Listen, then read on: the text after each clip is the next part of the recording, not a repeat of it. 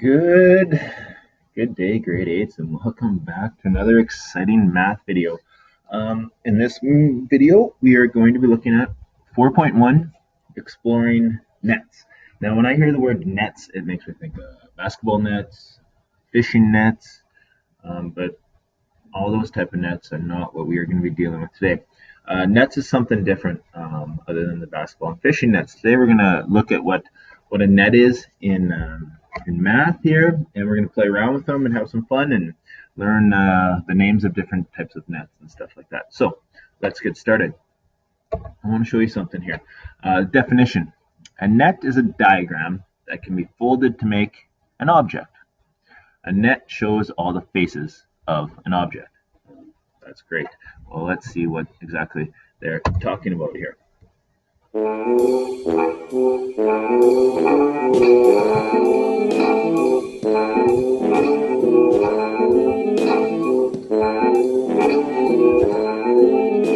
Let's see how we could create a net for this cube.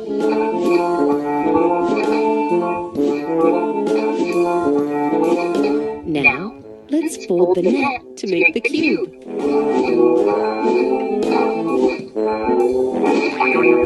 So do you see how a net is basically taking something on a piece of paper, a two-dimensional object, folding it up and making it a three-dimensional object?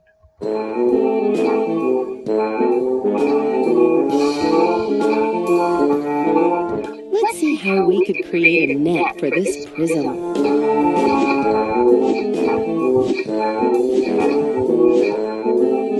Now, let's fold the net to make the prism.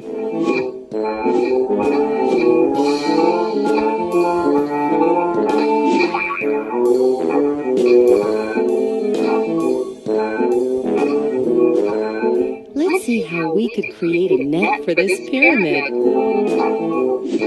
Notice they didn't call this one a prism, they called it a pyramid, and we're going to learn why you call something a prism and why something's called a pyramid throughout this unit. Now, let's fold the net to make the pyramid.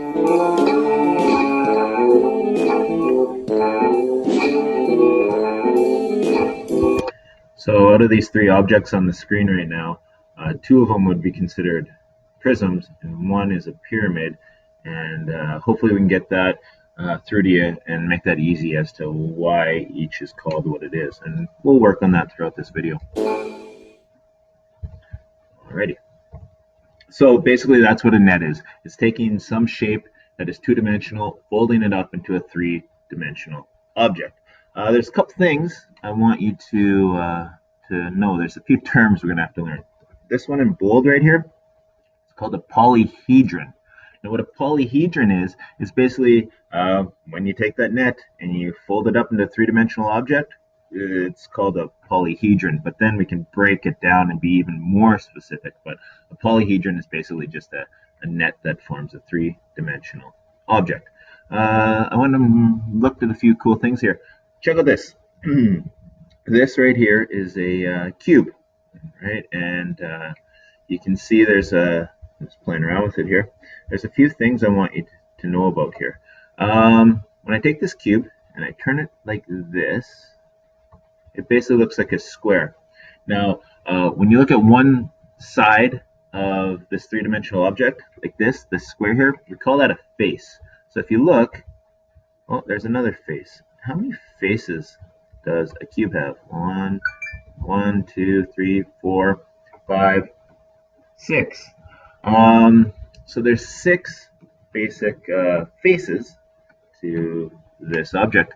Now there's another thing I want you to learn. There's also something called an edge. And basically what an edge is where two faces meet. So if we look at this face right here and this face right here, where they meet, this right here would be called an edge.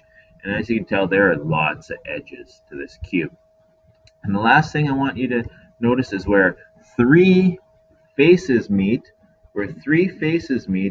that is called, where three faces meet, that's called a vertices.